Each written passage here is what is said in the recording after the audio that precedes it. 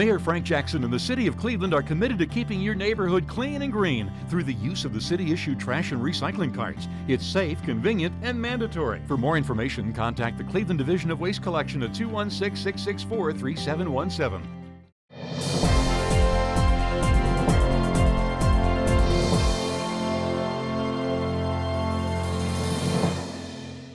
Good afternoon. My name is Alex Johnson, and I have the privilege this afternoon of representing, along with Colleen Cotter, the selection panel responsible for recommending to the mayor and to city council 10 individuals for the Cleveland Community Police Commission. I want to extend my appreciation to all of you for coming this afternoon, and I want to just share with the media that Colleen and I will be taking questions that you might have following our program this afternoon. So on behalf of the selection panel for the Cleveland Community Police Commission, we want to express our sincere appreciation to City of Cleveland Mayor the Honorable Frank G. Jackson for entrusting us with the important responsibility of recommending 10 individuals for appointment in accordance with the city charter to the inaugural 13-member commission. 3 seats on the commission, as you know, are reserved for police bargaining groups, and they include the Black Shield, the Fraternal Order of Police, and the Cleveland Police Patrolmen's Association. We also want to express our appreciation to U.S. Attorney Stephen Dettelbach and the Cleveland City Council, with whom Mayor Jackson consulted on our appointments. And we are grateful for those who reside or work in Cleveland for their patience, support, and confidence throughout the selection process. The selection process and panel, as you know, was comprised of individuals from diverse backgrounds and who work or reside in Cleveland. And what I'd like to do is introduce them now and ask them to stand. I will share with you, before I introduce those who are in attendance today, that Reverend Jawanza Colvin, pastor at Olivet Institutional Baptist Church, is not with us today. But I'd like to begin with Eugenia Cash, who is chair of the Alcohol, Drug, Addiction, and Mental Health Services Board of Cuyahoga County.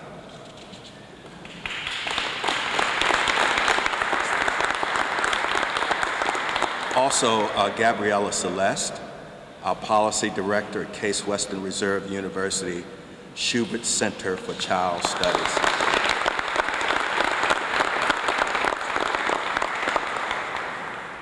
My co-chair, Colleen Cotter, is executive director of our Legal Aid Society.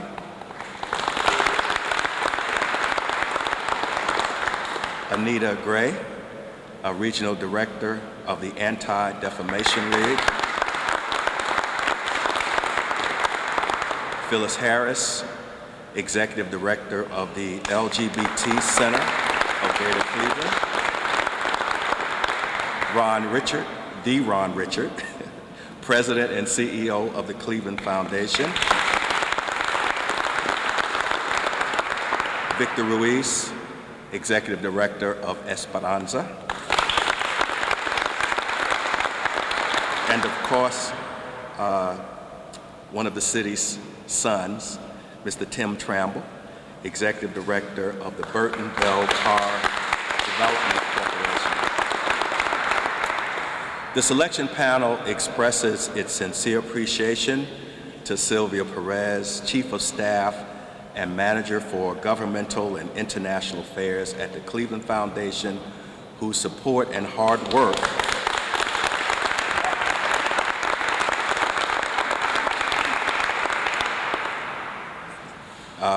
you guys gave a round of applause, and I didn't even finish introducing her. But you know about her title and her responsibilities at the Cleveland Foundation, and quite honestly, she was invaluable in essentially every aspect of the selection panel's work. The panel wishes to thank also the following individuals who contributed steadfastly to its efforts. Kimberly Sabo, Executive Assistant to the President and CEO of the Cleveland Foundation.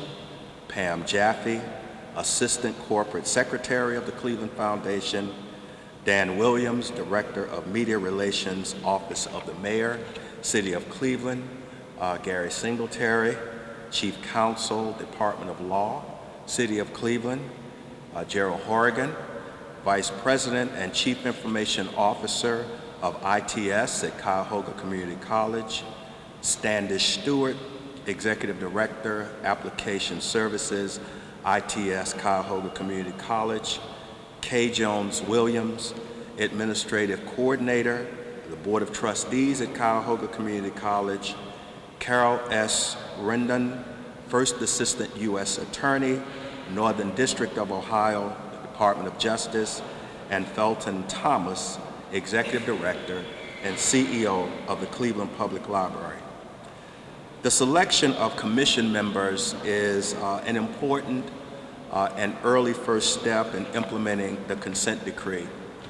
This body will leverage the expertise and experience of its members to ensure that the Cleveland Division of Police recognizes and operates in a manner consistent with cooperative community understanding and engagement. More specifically, the Commission will make recommendations to the Chief of Police and the City of Cleveland, including the Mayor and City Council, on policies and practices related to community and problem-oriented policing, bias-free policing, and police transparency. The Commission will also work with the many communities that make up Cleveland for the purpose of developing recommendations for police practices that reflect an understanding of the values and priorities of Cleveland residents. And finally, the Commission will report to the city and community as a whole and provide transparency on police department reforms. In accordance with the consent decree between the U.S. Department of Justice and the City of Cleveland, the selection panel was granted only 60 days to identify 10 qualified individuals for the Commission who reside or work in Cleveland and whose background and experiences reflect the following diverse categories. Number 1, faith-based organizations. 2, civil rights advocates. 3, the business philanthropic community. 4, organizations representing communities of color. 5, advocacy organizations. 6, youth or student organizations. 7, academia. And finally, individuals with expertise in the challenges facing people with mental illness or the homeless. The selection panel's response to its assignment was both enthusiastic and considerable. We met once or more each week during the 60-day period. We also held 2 public meetings at locations on the east and west sides of the city to explain the work of the selection panel and to gather input on the application process. The panel incorporated feedback we received at those public meetings into the development of our process. For example, the selection panel asked community members to suggest skills and perspectives that they felt were important to include in the composition of the commission. The comments we received were incorporated throughout the design and implementation of the selection process. The selection panel, based on lessons learned during the 60-day period of our work and the feedback from participants in the public meetings, offers the following observations that might benefit the Commission, particularly during its first 90 days.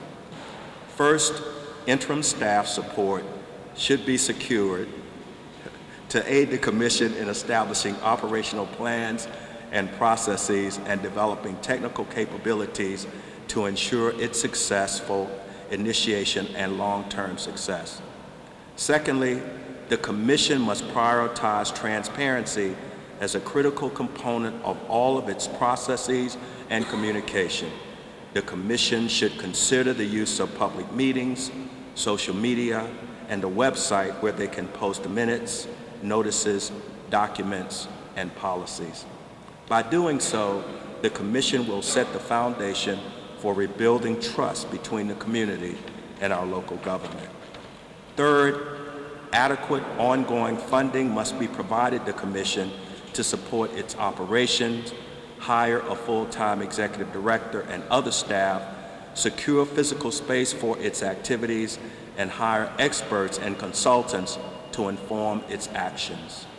Fourth, communications channels and reporting lines should be clarified between the Commission, the Monitor, and other bodies identified in the consent decree and officials including the Mayor and U.S. Attorney.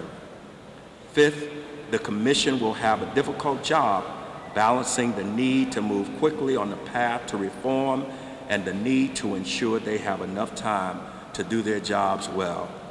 We learned that with 60 days to do our work, while we are very pleased with the results of our work, there are things we would have done differently if we had more time.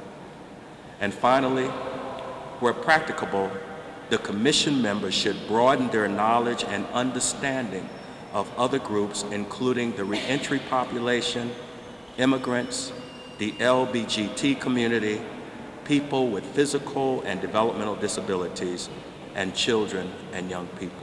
Colleen? Thank you, Alex.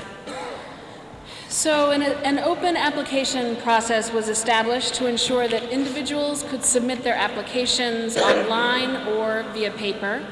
A website, clevelandcpc.org, was developed to allow access to the application and other pertinent materials, including answers to frequently asked questions concerning, among other things, Commission selection criteria and process, anticipated amount of time dedicated to Commission endeavors, and sources of funding and staff support.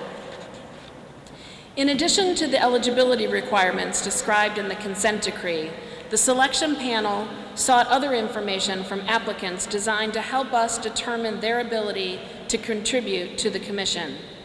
They were asked to specify in writing their reasons for desiring to serve on the Commission and describe any skills, life experiences, and expertise that would qualify them for an appointment.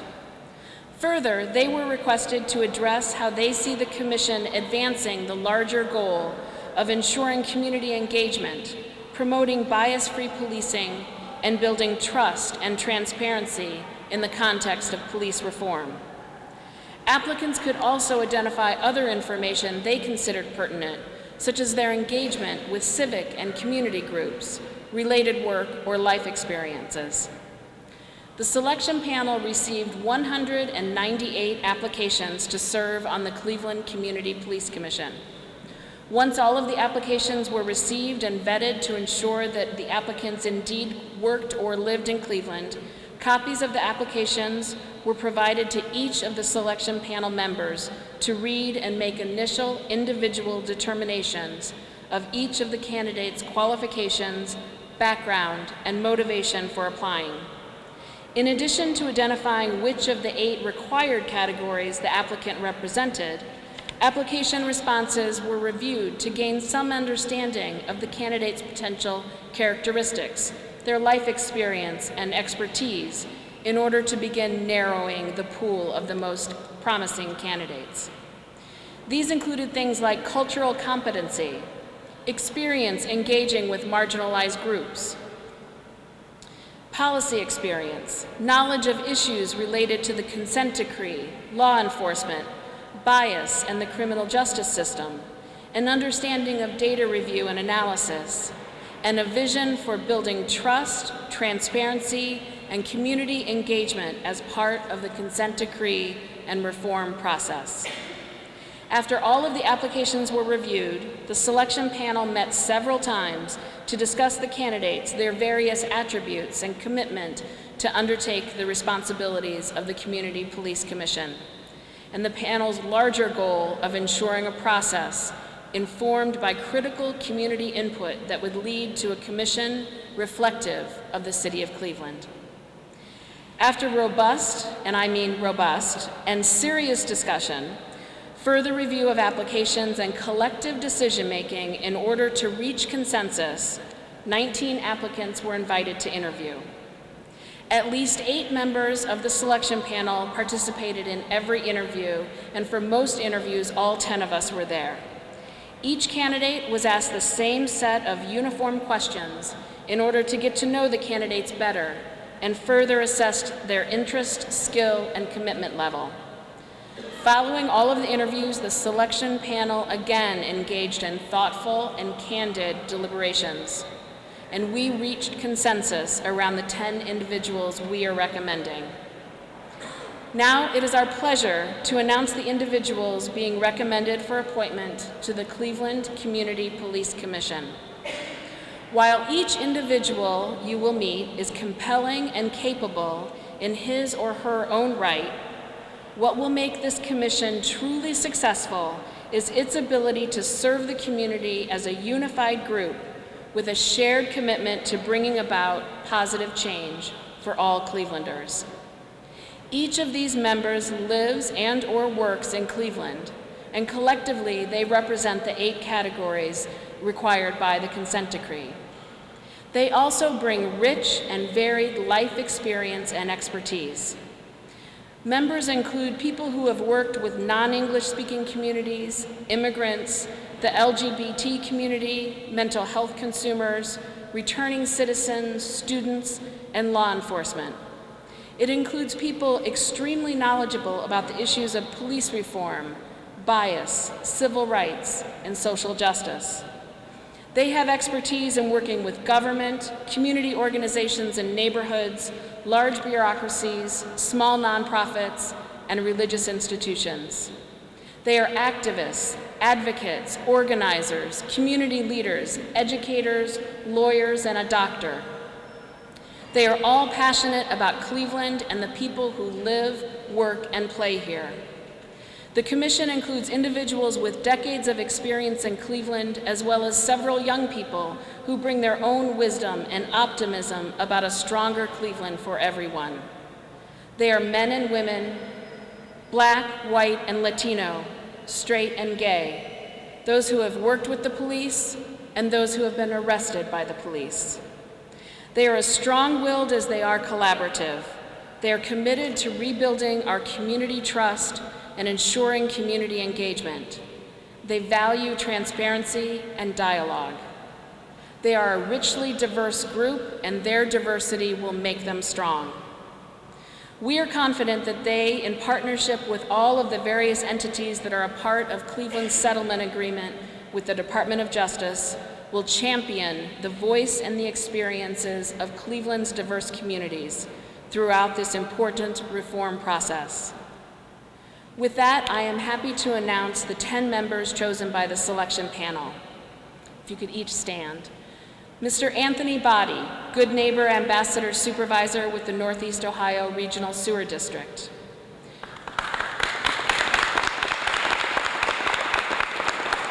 Mr. Craig Boyes, Dean and Professor at Cleveland Marshall College of Law.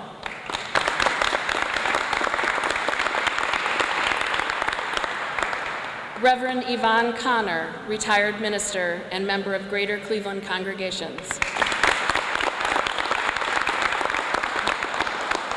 Dr. Kathleen Clegg, Director of Public and Community Psychiatry, University Hospitals, and Medical Director at Recovery Resources. Mr. Mario Clopton, teacher, Shaker Heights City Schools.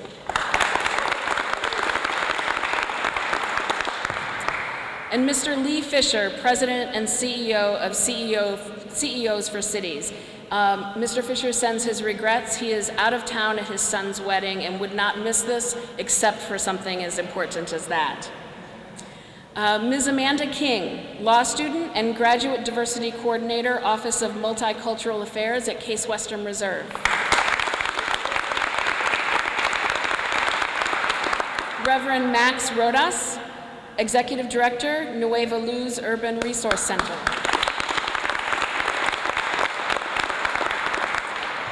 Mr. Dylan Sellers, Children's Defense Fund Freedom Schools.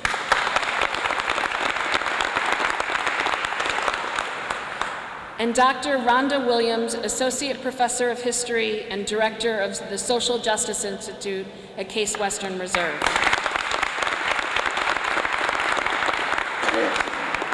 The 10 members chosen by the selection panel will join the 3 members chosen by the police associations, and together they form the Community Police Commission. Speaking on behalf of the selection panel, it has been an honor to serve the City of Cleveland. We look forward to watching and supporting the work of the Commission in the coming years. Thank you.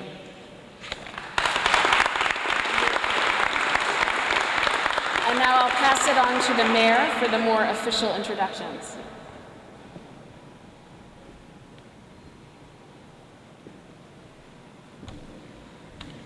Good afternoon. Thank you, thank you. You know, I want to congratulate the selection panel on making their selections and thank them for their hard work in really ensuring the integrity of the process. Special thanks to the Commission on their willingness to serve and congratulate them on being picked to serve. My job now is to swear in the Commission. I will read each of their biographies, and then at the end of that, I'll ask them all to stand up, raise their right hand, and then we will swear them in. The first is Mr. Anthony Body. Mr. Body currently serves as Good Neighbor Supervisor for the Northeast Ohio Regional Sewer District. Mr. Body oversees the Good Neighbor Ambassadors, who act as liaisons between the sewer district, various communities, and business organizations and the general public. Prior to this role, Mr. Body worked for the Famicos Foundation as a community outreach specialist. He is a graduate of Glenville High School, earned his bachelor's degree in business administration from Malone College. Next is Dean Boyce. Mr. Boyce is currently the Dean of Cleveland State University John Marshall Law School. In his academic career, he has been a professor of law at the DePaul University, Case Western Reserve University School of Law, and the Washington and Lee School of Law. Prior to his academic career, he practiced law for more than 8 years at firms in New York and Cleveland, clerk for the Honorable Pascal M. Bowman, II of the U.S. Court of Appeals for the 8th Circuit, former police officer for the Kansas City Police Department of Kansas City, Missouri. Dean Boyce holds a master's in law degree in taxation from New York University Law School, jurisprudence degree at the University of Chicago Law School, a Bachelor of Arts degree in political science from the University of Missouri, Kansas City. Dean Boyce serves as a board member of the Cleveland Leadership Center and the Cleveland Municipal Bar Association. He also serves on the Community Advisory Board for WCPN WVIZ and was a member of the Cleveland Bridge Builders Leadership Program class of 2001. Mario Clopton is a musician, a teacher at Shaker High School, and a founder of the Clopton Music Consultants. He also serves as a choir director and cantor for St. Albert of Greater Catholic Church and artistic director of the Cleveland Boys Choir at the Cleveland Music Settlement. Before his teaching career, he worked on legislative policies with the U.S. House of Representatives and as a constituent liaison in the congressional office. His other civilian kind of activities is with Northeast Ohio chapter of the Ohio Young Black Democrats, where he served as the 2013 president. He's an active and served as alternative steward for the Cleveland Heights Teachers Union, and in 2015, president-elect of the Ohio Music Educators. He's a graduate of Capital University, where he earned a Bachelor's of Arts degree in music education. He's currently pursuing a Master of Music in choir conducting from California State University, Los Angeles. Dr. Kathleen Clegg. She is a board member, a board-certified psychiatrist from the University Hospital. She is also the Director of Community and Public Psychiatry and Public Academic Liaison Program at the University Hospital's Case Medical Center, the Medical Director for Recovery Resources. For more than 20 years, she has served the city's Cleveland community as a psychiatrist in Community and Mental Health Center, at the Community Mental Health Center, working with individuals and families that are struggling with mental illness and addiction. She's a member of the Medical Advisory Board of the National Alliance of Mental Illness, Cleveland chapter, and has been a faculty member at Gestalt Institution, is that the way you pronounce it, of Cleveland since 2007. She received her undergraduate degree from the University of Michigan and University of Cincinnati, and her medical degree from Case Western Reserve University College of Medicine.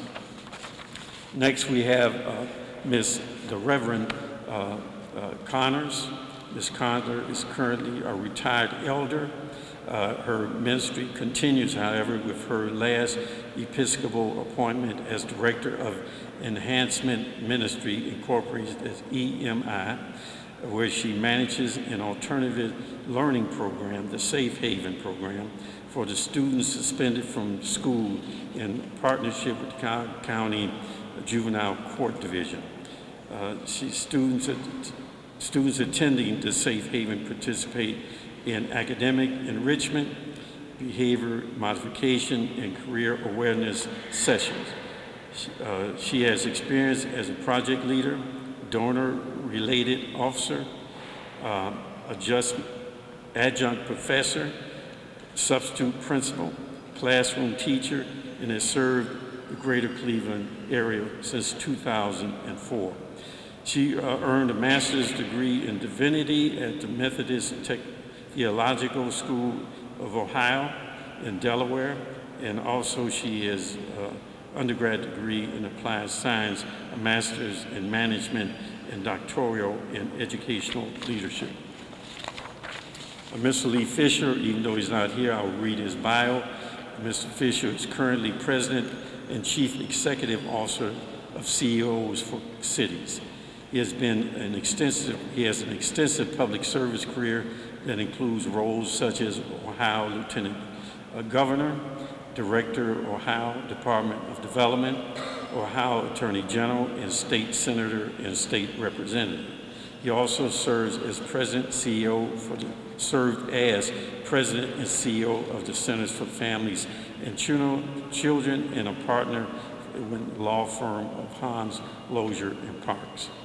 Mr. Fisher is also a senior fellow with the Center for Economic Development at Cleveland State University, Levin College of Urban Affairs, and an urban scholar with the College of Urban Planning and Public Affairs in the Great Cities Initiative.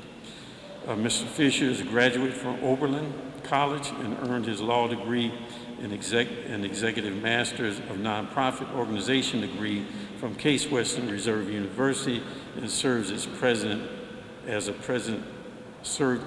Case president fellow. Lee is also a graduate of Harvard Program for Senior Executive in State and Local Government, where he was a Chase Public Leadership Fellow and Center for Creative Leadership in the PEAK program, in Case Weatherhead School of Management, Professional Fellows Program, and Leadership Cleveland. Detective Police Officer Lynn C. Hampton. Mr. Hampton has served in the Division of Police for over 21 years. He is currently assigned to the Personnel Department for the Division of Police and is president of the Black Shields Association. Prior to his current role, Detective Hampton spent 10 years in community policing, teaching the Drug Abuse Resisting Education Program, the DARE program, and the Gang Resistance Education and Training GREAT program. He's a graduate of Bloomfield High School, In 1977, Detective Hampton is a graduate of ETI Technical College, where he has obtained an associate degree in electronics. Next, we have Sergeant Timothy Higgins. Sergeant Higgins has served the City of Cleveland Division of Police for over 18 years. He currently serves as Sergeant of the Bureau of Community Policing, a position he has held for the past 8 years. He is trained in various specialties, including mental health first aid for youth, recruitment, selection, and retention of law enforcement, identifying deceptive behavior, critical incident management response, and safe and secure schools, and promoting safer schools. Sergeant Higgins is a graduate of the Police Executive Leadership College and certified law enforcement executive. He has also enhanced his career by attending the International Problem-Oriented Policing Conference and the United States Drug Enforcement Administration Basic Narcotics Academy. He attended Cleveland State University in 1989, College Community College in 1992, completing courses work in both degrees. Amanda King. Ms. King is a second-year law student at Case Western Reserve University Law School. She also works for the university as a graduate diversity coordinator in the Office of Multicultural Affairs and is a coordinator for Diversity 360, a campus-wide diversity and inclusion education program. She works as a public interest legal intern under the auspices of the Social Justice Institute and is a recipient of the Alderberg Social Justice Fellowship. She is a mentor for young people in Cleveland. She volunteers at Shaw High School and conducts mock trial seminars for the Stephanie Tubbs Jones Summer Legal Academy. And she conducts research for the New Abolitionist Association, an organization that exists to abolish the cradle-to-prison pipeline. Prior to attending law school, she was a youth development specialist for the Boys and Girls Club of Youngstown. Ms. King is also an artist who enjoys using her artistic talents to create diverse ways to convey important issues to the community. Detective Steve Loomis. Mr. Loomis has been a police officer for over 22 years. He currently serves as the elected president of the Cleveland Police Patrolmen Association and has held this position for 7 years. Mr. Loomis is the third term as president of the CPPA, the bargaining unit for all non-supervisory police officers, detectives, and radio dispatchers. As union president, Mr. Loomis works to keep the membership of CPPA physically and mentally safe. He spent 15 years working for the 4th and 3rd District of the Cleveland Division Police and Basic Patrol, the Strike Force Unit, the Detective Bureau, and he also trains over 70 rookies as patrol officers.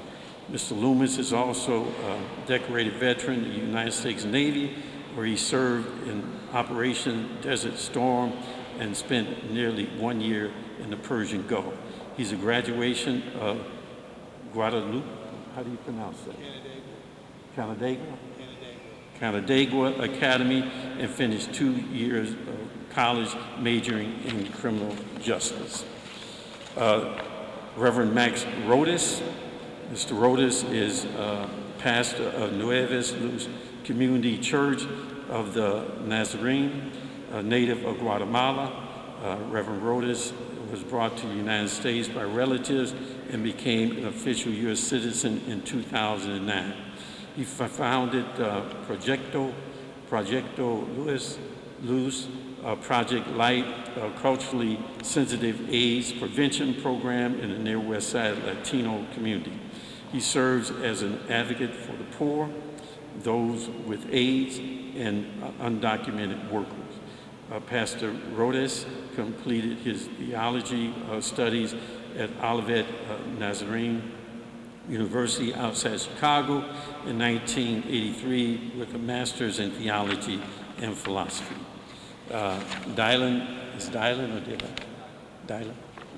Dylan Sellers. Mrs. Seller serves as project director for the Children's Defense Fund, Freedom School. He has served the community as members of the New Abolition Association, political and research coordinator, the Children's Defense Fund, Freedom School, project director of Ohio House of Representative, legislative assistant, legislative assist Boys and Girls Club of Cleveland, and education service instructor, Student Multicultural Center at Kent State University. He's a graduate of Kent State University and earned a bachelor's degree in Pan-American Studies. Finally, we have Dr. Rhonda Williams. Dr. Williams is the Director of Social Justice of the Social Justice Institute. She's also an Associate Professor of History and the founder and Director of the Postdoctorate Fellowship in African American Studies at Case Western Reserve University. She is an award-winning author of The Politics of Public Housing, Black Women's Struggle Against Urban Inequality, and has been honored by History News Network as a top young historian and is listed in 2009 edition of the Who's Who of Black Cleveland. Dr. Williams is a recipient of the American Association of University Women's Postdoctorate Fellowship and a former Harvard University W.E.B. Du Bois Institute Fellow. She is a co-editor of the recently launched book series, Justice, Power, and Politics, in the University of North Carolina Press. Dr. Williams received her PhD in history from the University of Pennsylvania and undergraduate degree in journalism from the University of Maryland, College Park. Now, I took the time to read all that so you can understand who it is that is willing to serve. These are very busy people, but they chose to serve, and they chose to serve for the right reason. And we look forward to what they do, not only for the city of Cleveland as a whole, but for the various diverse communities of the city. So if you would all stand and raise your right hand.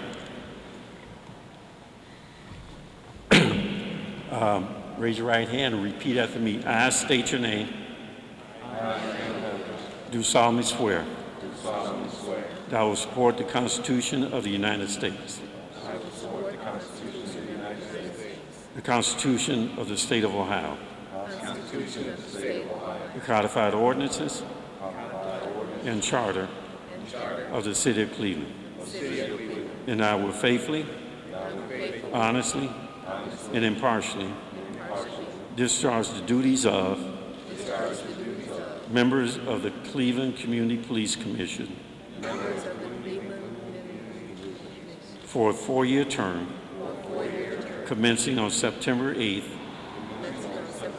2015, to the City of Cleveland, State of Ohio, during my continuance in said office. During my continuance in said office. Congratulations. Congratulations.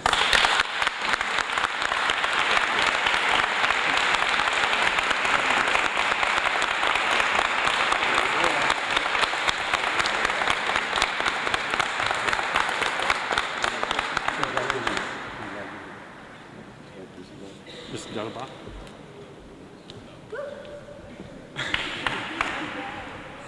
Yeah, I agree. That wasn't enough yet.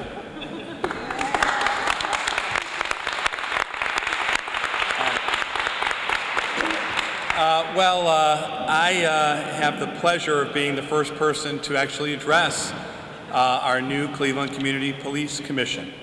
I will try to be brief. I think this is one of those situations where everything has been said, but not yet everybody has said it. I want to thank you, Mayor Jackson, especially, for your continued leadership towards making Cleveland a national model for policing. Thank you very, very much. And I also want to thank the Civil Rights Division and Emily Gunston, who's here somewhere. The Civil Rights Division, as all of you know, has been partner and leader in this entire process, and without them, this important day wouldn't be occurring. And then last, I want to thank the selection panel. The work you have done over the past 60 days has been time-consuming and selfless. It has been difficult and important, and you have done it well with integrity and the way that I know that the mayor and I expected that people like you would conduct yourselves on behalf of the city. I cannot thank you enough for the effort that you have given for this. It's very, very much appreciated.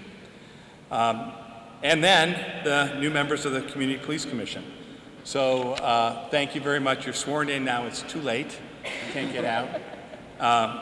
All kidding aside, thank you very much for your willingness to serve. This service won't be easy. Just like the selection panel service wasn't easy, just as anybody who wants to do something important and meaningful service is not easy, but you all know that. You know that because you have spent your lives and your careers doing important things that aren't easy.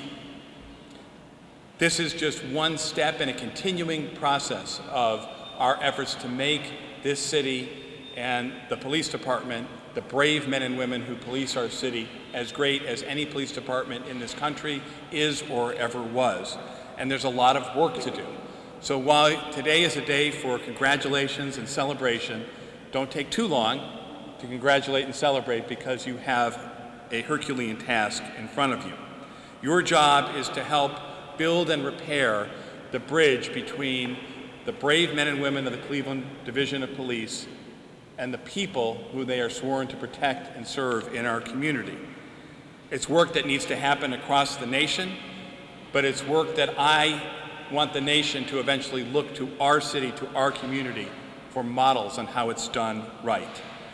And looking at you, you bring an incredible breadth of experience to bear in making this our national model. You are law school deans and law school students. You are doctors and patients. You are those who have spent their life preaching redemption and those who are living redemption.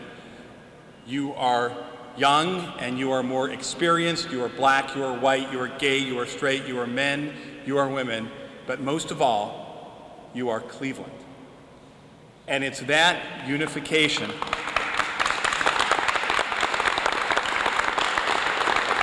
it's that unifying principle that leads so many of us to place our hope in your success. The changes, as I said, that are going to come, that have to happen, they don't happen at news conferences like this. They don't happen in speeches. They'll happen through your quiet conversations and your very, very hard work. And the only thing that I can say to you by word of advice is two things. Listen and don't ever give up. Listen and don't ever give up. Because the things that you're going to talk about, given your varying backgrounds, you're not going to see the same way. That's why you're on this commission, so you can bring those different experiences to bear. But just as important as bringing your own perspective to bear is listening to the perspective of your fellow community police commissioners and seeking, as the selection panel did, whenever it's possible to reach consensus. Because not only is often the best solution found through consensus, but the community will look to your model as to how people with your divergent views can reach consensus as something that they can take hope from in solving the problems that we're facing, even beyond the ones that are on your docket. And so if you do that, if you listen, if you don't give up, although I may be the first person to address you, I know that I won't be the last, and I certainly hope that it won't be the last time that I will address you. You will have not just mine, not just the Department of Justice, not just the city's, but this community's support and friendship.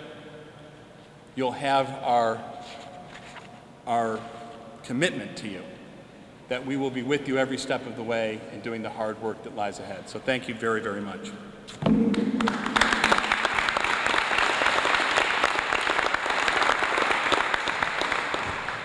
So with that, we conclude our program today. We can take one more look at this amazing group of people who are going to help lead the city going forward. Thank you, Mayor. Thank you, U.S. Attorney Steve Dettelbach and my co-chair Alex Johnson. And one more round of applause for this amazing group of people.